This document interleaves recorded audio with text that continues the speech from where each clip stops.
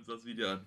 Was man für 1 Million in den verschiedenen Ländern auf dieser Welt hier bekommt. Das ist krass, Alter. Das ist interessant, glaub mir. Weil ich habe mal geguckt, Dubai und Amerika.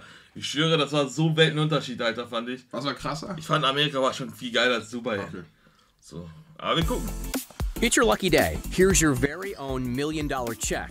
The only condition is that you can only use it to buy a house. You can choose to live anywhere in the world. Europe, Asia, Australia, the Americas. Okay, wollen wir so machen, dass wir entscheiden, wo du sagen würdest, das würdest du nehmen und das würde ich nehmen. Ja klar. Heck, even a private island in the Caribbean. You can finally settle down in the environment you've always dreamed of. Be that a modern waterfront mansion with sparkling waterfront views or a penthouse apartment. Ich habe auch noch nie ein Haus in Australien gesehen, so weißt du. Also ich bin jetzt echt gespannt, was in dem Video alles abgeht, Digga. In a New York or Dubai skyscraper. As you'll quickly discover, $1 million can go a mighty long way. Or, in some particularly affluent areas, it'll barely even get you a parking spot. Need some help deciding where to move? Let's take a look at what 7 figures will buy us across every corner of the globe. Let's go! Kicking off our journey around the world is the city that never sleeps. New York, a place home to over New York Central Park. Verstehst du? 8 million people, the bustling metropolis that is New York City. The Big Apple is one of the most expensive cities across the US. But on its infamous Central Island, the skyscraper-tastic borough of Manhattan, the prices get even higher and the apartments... Ich hätte so Angst, so ein Ding zu leben, Alter. Sei mal ehrlich. Niemals in meinem ganzen Leben. Das aber warum hättest du Angst? Weil ich einfach Höhenangst habe. Okay. Geht nicht, Digga. Get even aber guckst du einmal runter, Digga, du denkst, du siehst den Tod. Ah, okay, so nicht. Ich habe auch Höhenangst, aber nicht bei sowas. Nein, ich schwöre, bei sowas auch. Das ist Einstürze und so. 11. September nochmal. Weißt du, bei was ich Angst hätte? Hä? Bei, wie heißt das? Heizluftballon. Ja, das auch, Digga. Das kannst gar nicht miteinander vergleichen. Smaller. The median price for a 1-bedroom apartment here is almost $1 million, so that's exactly what we can expect to buy. Choose from a 1-bedroom, 640-square-foot apartment in the West Village that comes with a private terrace and gym in the building. Or go for this one, another 1-bedroom straddling Murray Hill in Midtown. Ich muss auch sagen, ich bin nicht so ein Apartment-Typ, ne? So Apartment. Nee. Ich würde lieber ein Haus wollen, Digga, ehrlich. 100% lieber ein Haus, mit Digga. Garten, Alter. Viel geiler. Apartment, Digga, nee, man. It's a 2-story open floor plan on the top floor of the building, offering impressive views of the skyline from the outer deck. It even includes a dishwasher and a washing machine, which might not sound crazy, but it's rather rare for apartments like this that were built in the 1920s. Still, beware, there's no elevator, so you'll be getting a daily work. Oh, Digga, das ist das Schlimmste. Auch kein Aufzug, Digga. Cousin. In Berlin, wo wir waren, Digga, irgendwie keiner hatte einen Aufzug, Digga. Jedes Mal Treppenlaufen war wie Sport, Alter. Cardio. Nee, da bin ich komplett raus, ehrlich. Wenn man ein Haus hat, was 1 Million kostet, dann braucht man auch einen eigenen Aufzug, Digga. Wichtig. Merkt euch das. Workout. It's actually not as small as most people would expect, but as we hop over to Paris, then we Paris, oh, Paris, weiß ich auch nicht, was wir für 1 Million bekommen. Boah, das ist spannend. Boah, das ist echt interessant jetzt. Start to feel the squeeze. The City of Lights is renowned for its food, its architecture, and its bubbling culture. What it's not known for, however, is its spacious living. Considering the average cost per square foot is over $1,300, with $1 million on hand in the French capital, you'll be able... Paris, schöne Stadt, Digga, waren wir als Kinder jedes Jahr, Digga. Mindestens 2-mal, also wir kennen uns eigentlich in Paris auch so. Assign the deed to, well, a studio apartment. But don't forget, you're in Paris. You'll be spending your time walking down the Seine, visiting museums, and watching the world go by from a street-side cafe. This tiny 667-square-foot apartment sits in the 7th arrondissement. Hä? Wie viel sind denn 667? Weiß ich nicht, keine Ahnung, Digga. Within walking distance of the Eiffel Tower and the Louvre, while the open-plan living space makes it feel... was ist das, Digga? Ist das gerade Troll oder will der... a little big. Meint das ernst? For a squiz over $1 million, what you're really paying for here is the location. From das a chic... ist das, genau. Ja, okay, stimmt das auch ist halt wieder. Das. Man payt halt echt nur für desto näher du am Eiffelturm und so bist, Digga, desto mehr zahlst du, Digga. Ah, ist toll. Deswegen holt man sich lieber oder baut man sich lieber ein geiles Haus ein bisschen außerhalb, Digga. Du musst ja nur mobil sein, ja. History and charm to a rapidly evolving desert oasis, let's jet on over to Dubai and see what the real estate agents have in store in a region synonymous with luxury. With $1 million check, you could find yourself living in the world's tallest building, the Burj Khalifa, where a 2-bedroom, 2-bathroom, stylish Krass, man kann da für 1 Million apartment covering some 1,800 square feet is ready to be swept up. Check out those views. Alter, Digga, ich schwöre, geisteskrank. Ausblick geisteskrank, Digga. Da lohnt sich natürlich auch wieder Angst. Ne? So. Aber da lohnt sich ein Apartment zu holen, weil das ist das höchste Gebäude der Welt. Also, Digga, das höchste Gebäude, das auch irgendwann abstürzen kann. Hoffentlich nicht. Doch abstürzen. Ich denke, du hast es vom Flugzeug gemacht. Glaub mir, Digga. Probably cheap. So viele 9/11-Verschwörungen geguckt habe.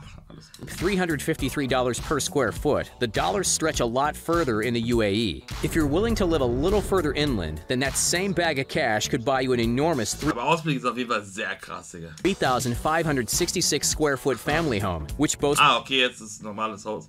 Das ist interessanter. Sowas finde ich geil. a pool and a beautiful front garden. From the UAE, let's board a 14-hour flight to the Great White North. Ey, warum haben wir das jetzt nicht richtig gezeigt, Mann? Welcome to Toronto, folks, home of the most Toronto! Okay. expensive property in Wer ist der Boss in Toronto? Kanye West.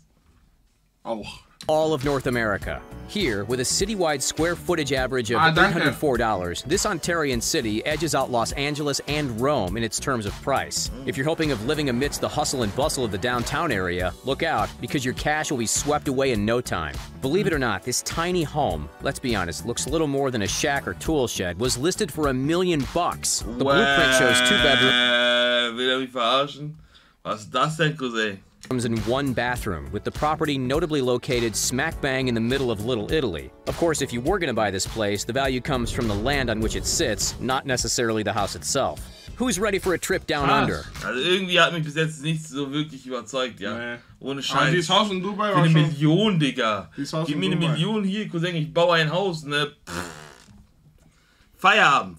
Australians have long been obsessed with property. Australien habe ich noch nie was gesehen, jetzt bin ich mal gespannt. And the continually rising prices in major cities prove it. The vibrant city of Melbourne is famous for its arts, culture, and coffee, but it's also, unfortunately, famous for its wallet-draining real estate. For 1.275 million Aussie dollars, just shy of $1 million American, you could sweep up this spacious 3-bedroom, 2-bathroom house in the affluent suburb of Caulfield. It features its own front and backyard, sits conveniently a 1-minute stroll from the tram stop, and just a quick 10-minute drive to the sandy shores of St. Kilda Beach. Keep in mind, however, that in Melbourne and in fact most populated cities... Cool, das sah cool aus. Nee. Aber Australien macht halt keinen Sinn, weil du bist da. Oder Tiere und so, auf einmal Schlange kommt von Toilette und so. Digga. Das geht, ne, in Australien. Das war lustig. Digga, ich weiß nicht, ob das lustig ist, wenn du einen Schlangenbiss hast. Costs can vary substantially. Schilder Australien ehrlich uncool wegen diesen ganzen Tieren und so. Wirklich. The in Melbourne house price of $800. Auf einmal du kämpfst gegen Känguru und so, Digga. $1,000 could get you a tiny flat next to the ocean, or a 5-bedroom mansion on rural outskirts. As we spin the globe once more, 9,600 miles northwest of the Victorian capital is our next destination. Destin Point, near Pensacola, Florida. The average price per square... Oh shit, das sieht super aus. Foot around here is $215, almost 5 times cheaper than New York. Okay. With cash in hand, you'll be able to snap up a truly stunning beachfront retreat. Picture this, 1,850 square feet of living space, 3 bedrooms and... Da sehe ich mich drin, ich schwöre, das ist perfekt für mich, Digga. Ein schönes Haus, Digga, beste Leben. Fertig, doch HK. 3 bathrooms, all renovated, and unbeatable views of the Gulf of Mexico. For the cherry on top... Ja, ich schwöre, geil, Digga. Einrichtung kann man natürlich ändern, so, aber sonst ist es sehr cool. As part of a gated community, you'll besser als irgend so ein Apartment, Alter. Also have access to 2 swimming pools, a hot tub, and a number of tennis courts. What's the drop? Auf einmal ich werde Sportler und so Tennisspieler, Digga. Nee, bei dir bringt auch nichts, Digga, glaub mir. Ich bin so einer, Digga. Du hast Sportschuhe an, aber läufst nicht. Doch, glaub mir, ich bin so einer. Glaub mir, so einer werde ich dann, ne? Einfach Tennisplatz, ein bisschen Tennis spielen. Mit den Schönen und Reichen. It's a little further out from major cities, but hey, city living isn't for everyone. All right, folks, hold on to your wallets because our next city is about as expensive as they come. Welcome, ladies and gentlemen, to the most exorbitant area not only in Europe, but worldwide. Nestled on the French Riviera, sporting a reputation for high-rolling luxury. This, of course, is Monte Carlo. On a broader scale, Monaco is the world's most expensive prime residential market. And none of... Krass, Digga. Das Haus in Florida war 167 Quadratmeter stark. Ja, ist gut, Digga. Ist perfekt für mich, Digga. its regions comes with prices as sky high as the infamous Monte Carlo. At $4,924 per square foot, what can we expect for $1 million? Not much. You'll get a teeny tiny 377 square foot studio with barely half a kitchen. That's no bigger than a standard 2-car garage, but you'll be spending all your time. Digga, die 377 Square, das ist ja nix. Das sieht auf jeden Fall sehr klein aus, Digga. Unter 50 Quadratmeter. Ich glaube, das ist kleiner als hier. Perfekt. On your yacht anyway, right? For that kind of money, we could live like royalty in a place like Arizona. Okay, weil Arizona will keiner leben wegen dieser Wärme und so, ne? Da ist richtig warm, 40, 50 Grad. The cactus-filled state is quickly gaining steam as ist ja gar nicht so. Retirees' dream destination. Why? Because with $1 million, you can live in a truly astonishing mountain estate, just like this one. Situated outside of Tucson, this 4,560 square foot mansion boasts sweeping views of the rugged desert landscape with barely a neighbor in sight. It features floor-to-ceiling windows, a decked-out games room, and an expansive patio. Better yet, it also comes with a... Hat was, Digga, aber ich könnte wegen dieser Wärme da nicht leben, ich schwöre. Weil ich kann Wärme überhaupt nicht ab, überhaupt nicht. Ich bin der letzte Mensch auf dieser Welt, der, glaube ich, Wärme ab kann. Deswegen wäre das nichts für mich, deswegen wäre ich da raus. 230. Aber sonst sympathisch. 37 square foot guest house. Basically the same size as the one we just saw in Monte Carlo. The median list price per square foot in Tucson is $125, one of the most affordable we've seen so far. We're hopping back over to Asia to check out our next house. In the crowded city of Hong Kong, real estate prices continue to soar. For just under our budget, we can grab this cozy 708 square foot apartment in the Discovery Bay area. The floor plan features 3 small bedrooms, but hey, 3 is better than 1, right? Plus 2 bathrooms and a wonderful oceanfront view. On average, square footage in Hong Kong is $3,024. Yikes. That puts this Asian administrative region on the map as one of the priciest places to live. But with such booming cultural, business, and entertainment scenes, you won't be spending much. Ich glaube, in Hongkong und so gibt es echt sehr viel zu sehen, Digga. Alter. Bruder, das muss man auch einmal gesehen haben, ohne Scheiß, Mann. Much time at home anyway. Let's look for something a little roomy, so shall we? Straddling the border between Asia and Europe is... Ich auch einfach dran gedacht, so, wenn man jetzt einfach dahin zieht, ohne da gewesen zu sein, man wird ja so viele neue Dinge sehen. Digga, sein Leben wird anders sein. None other than, any guesses? Yep, Istanbul, a cultural... Istanbul, oh, Leute sagen in Istanbul für 1 Million mal bekommt. Krasse Luxusvilla. Glaube ich. Jetzt bin ich mal gespannt, Digga, was man für 1 Million hier bekommt. Melting pot. This enormous city actually isn't too expensive property-wise. Picture yourself living here. Oh, das sieht schön aus, Alter. In this captivating 5-bedroom villa which overlooks the sea. It sits in the highly sought-after area of ZUUU, includes a private pool and direct access to a beach, and rests over 8,600 square feet of land. While the interior sehr schön, Digga.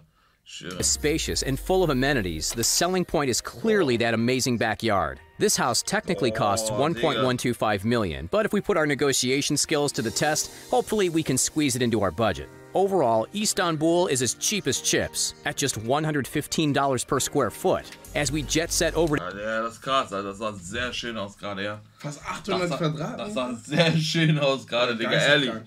Also Istanbul und Florida hat mich bis jetzt am meisten gecatcht. Indonesia, they don't call Bali the island of paradise for no reason. On this tourist-adored island, $1 goes a long way, with simplistic luxury easy to come by. Estates typically sell for around $269 per square foot. Take this modern place, for example. With 7 figures at our disposal, we could set up shop in this open and bright 3-bedroom villa. A lot of Balinese properties have small private pools, and this spot is no different. The beautiful home is found right here, about 950 feet from the famous Canggu Beach. Unlike most new home purchases around the world, this one even comes fully furnished, allowing you to save a few bucks on furniture and spend a little more at one of the hundreds of delicious restaurants in the area. Indonesia and Southeast Asia in general provide awesome bang for your buck. But if Bali isn't quite your style, why not check out Thailand? On the sun-kissed island of Koh Oha, Digga, was ein Ausblick, Mann. Krass, wirklich krass. Samui, with some clever negotiation, our money will get us a truly remarkable 3-bedroom villa. We could talk all day about the modern interior. However, the undisputed gem of this property, one which we'd argue heftig, das sieht geisteskrank aus, sag ich euch so wie es ist, ja. Was a $1 million feature in its own right is the infinity pool which overlooks the bay. While the prices on this island can vary, in perspective, the dollar cost per square foot in Pattaya, another waterside Thai area, is just over $200. Our fascinating real estate tour tour has taken us all over the world up to this point. We've seen some tiny apartments and some sprawling mansions. Have you found your dream home yet? If not, we might just have the trick. To etch your name one and for all into the elite bracket of the population, look no further than the 3rd K property in the Caribbean. This isn't just a house.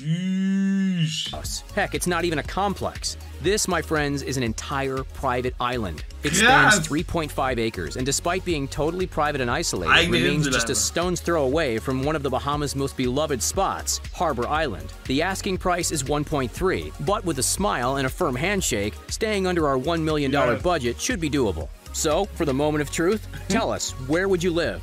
Was sagst du? Also ich sag, am interessantesten war für mich Istanbul, Florida und gerade eben Thailand.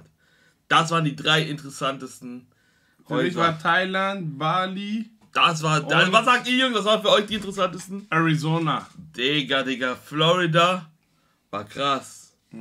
Istanbul war auch krass. Thailand gerade eben war auch, Digga, was für eine Aussicht und so, ja. Thailand, sah sehr Bali wild aus, Digga. Boah, Arizona. Die 3 waren es, ehrlich. Und das waren 3 Häuser. Das sind noch 3. Ich kann nicht in einem Apartment leben, Cousin, wenn ich 1 Million habe. Das geht nicht, Digga. Meinst du? Niemals. Was bist du, Digga? Ich fühle mich da nicht. Nein, Mann. Ich fühle das nicht. Ich habe 1 Million und ich hole mir ein Apartment. Cousin, was ist das denn? Ich habe über mir Nachbarn und unter mir auch. Das ist doch Quatsch, Digga. Das ist ganz großer Quatsch. Digga, das ist die Insel. 14.000 Quadratmeter. Alter, hast schon wieder alles gefickt. Chill doch mal ein bisschen. Wenn die anderen mitbräuchten, das weiter. Was geht ab, Digga? King Prison. Er hat uns gefickt jetzt, Angelo. Unsere ganze Vision.